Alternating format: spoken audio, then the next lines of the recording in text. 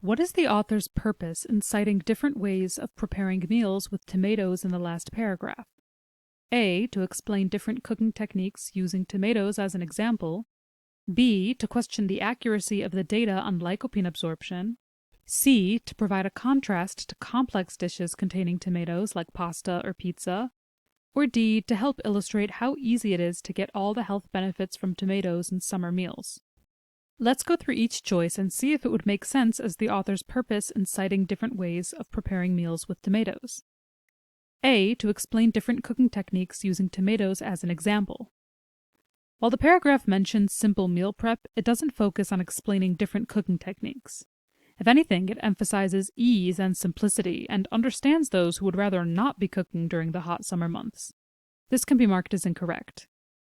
B. To question the accuracy of the data on lycopene absorption.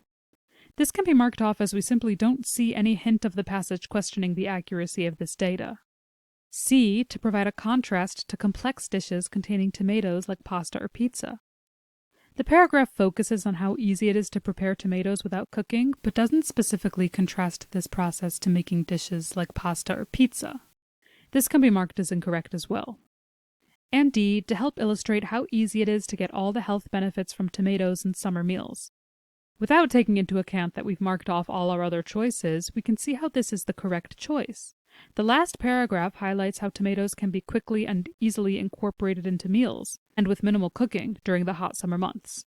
Based on this, we can mark choice D as our final answer.